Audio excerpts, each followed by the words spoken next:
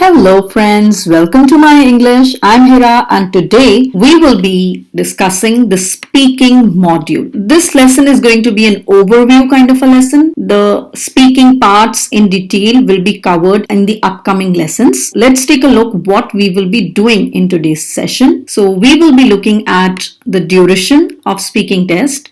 What are the different parts of the speaking test? How are you assessed? What are the band descriptors? And some important tips to help you overcome those fears when you're there at the examination hall taking the test. So let's begin with today's lesson. The entire test lasts for 11 to 14 minutes and not more than that. It is the examiner who controls the time and length of your answers. So if you're speaking more, the examiner will give you another question to talk about. If you're speaking less, he may even ask you to talk more about a given topic. The speaking test has 3 sections in it. The first one is called the introduction, which is 4 to 5 minutes long. And in this introduction, you are asked some general questions on, familiar topics, and the topics can be about you, your home, your family, your friends, studies, work, interest, future plans, past experiences, and so on. The next one is called the cue card.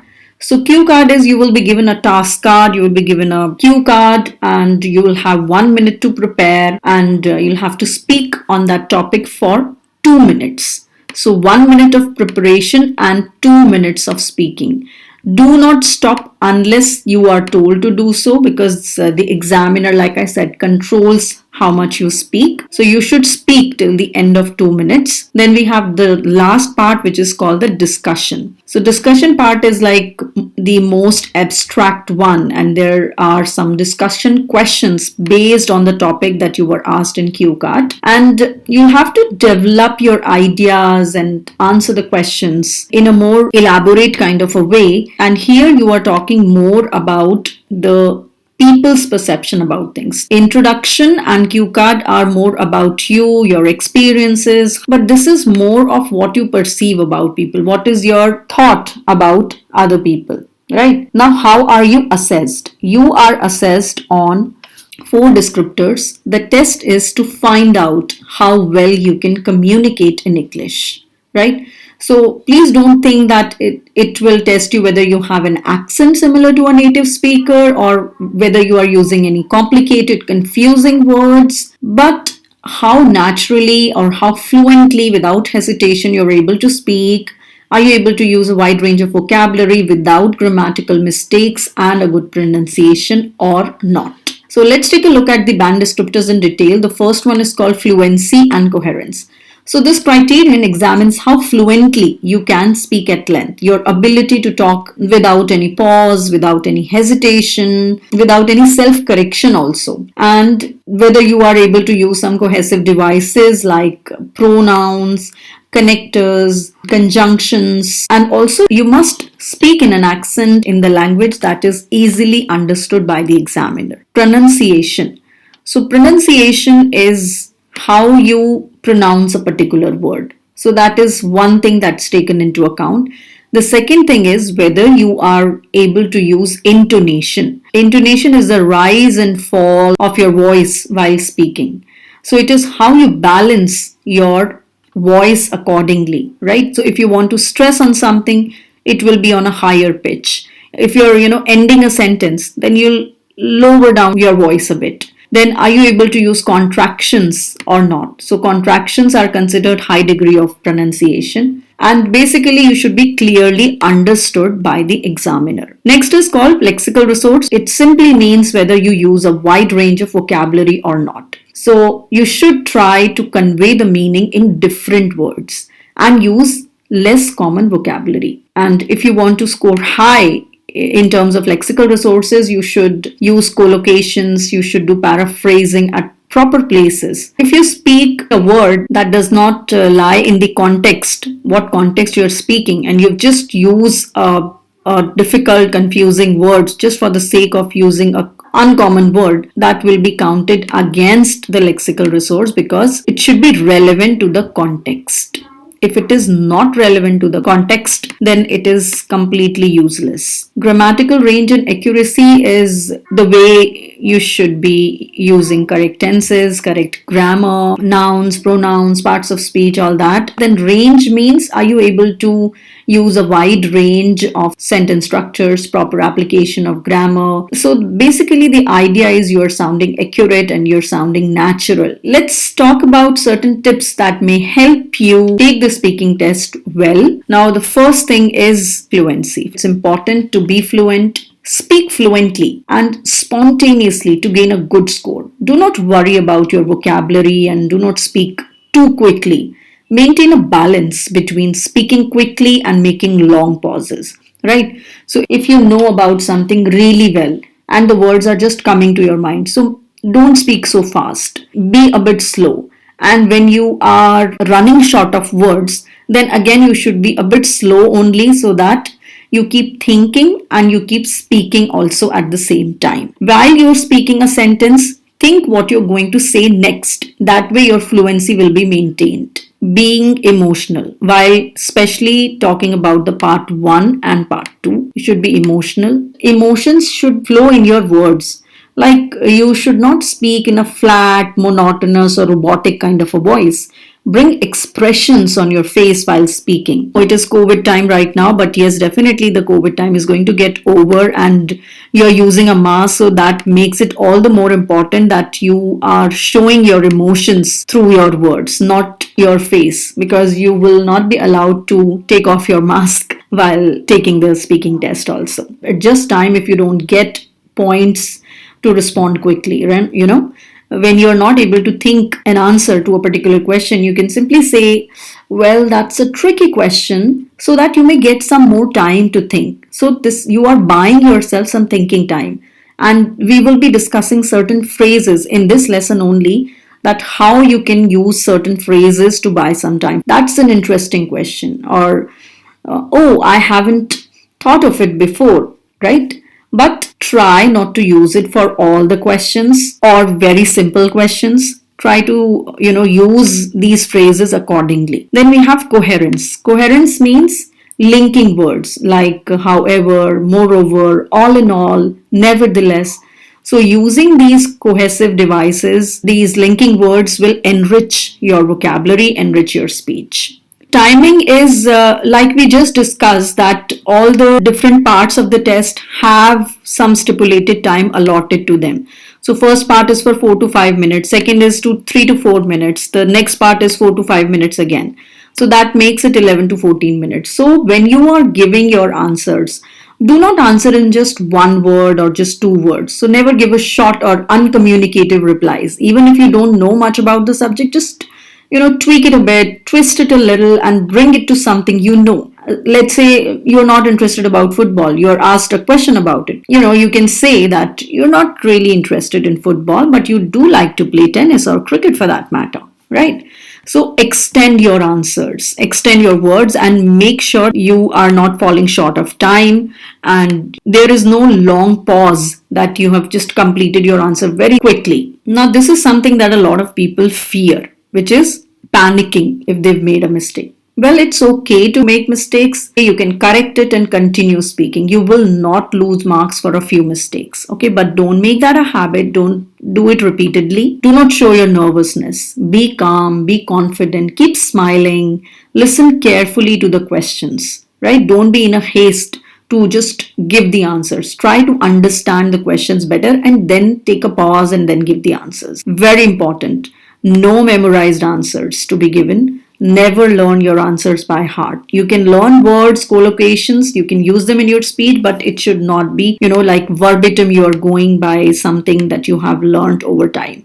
This will give a false impression and again you will lose marks. Answer in full sentences. I just told you that you should not limit your answers to one or two words. Instead, speak at least two or more sentences. Extend your answer is what I mean by this. Okay, remember, accent is not important. As we have discussed already, it is about English speaking, right? So English speaking people are there all over the world, and the accent of these people differs. Even in the native speakers, it has a different tinge of the native tongue. In fact, your examiner will also have a varied accent. So don't worry about the accent, just speak naturally. So these are certain tips when you are in the examination hall. But how would you make yourself prepared for reading is you should practice answering simple questions. Practice with simple sentences. So search for frequently asked questions, find them out. Questions are related to you. Prepare them well. Learn the vocabulary related to these topics, right? Be well organized and thorough of what you're going to speak. Have some questions prepared already, and while answering, you can just change them a little and then give your answer. Another tip that will be helpful for you is to record yourself and listen to yourself. So what you can do is you can record yourself on your smartphone, on any recorder, and listen. Sit with a pen and a paper. Write your weaknesses. Then rectify your weaknesses. Record yourself again and try to then listen. And are you making the same error again, or you've overcome that error, right? That way you'll be able to rectify your weaknesses. If you're very hesitant, speak in front of the mirror. Speak to yourself. If you don't have any speaking partner, speak daily. Try to speak English at least for some time every day. If you don't have native speakers, try on the internet. Okay, now talking about the actual test day. Before the test begins, there will be some warm-up questions. These questions are ice-breaking kind of questions. You are not marked for these questions, but it is always a good idea to give proper answers to these questions. So first thing will be your ID check. So what will the examiner ask? The examiner would say, can you show your identification, please? Could I see your identification? So usually for Indians, we do carry our passport. That's the only identification that is allowed. So when you're handing over the ID, do not just hand over the ID and keep quiet. Say something politely when you give it. Next comes the greeting part. When the examiner says, "Good afternoon, I'm Elizabeth."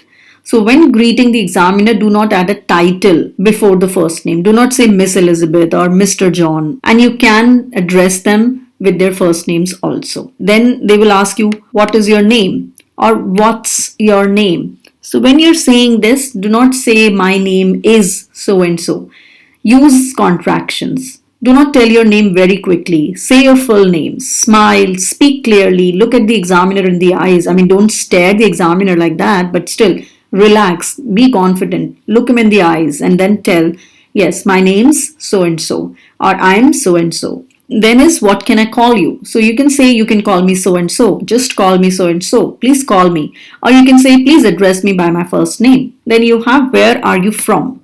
Where are you from? Could you tell me where you come from? I'm from so and so.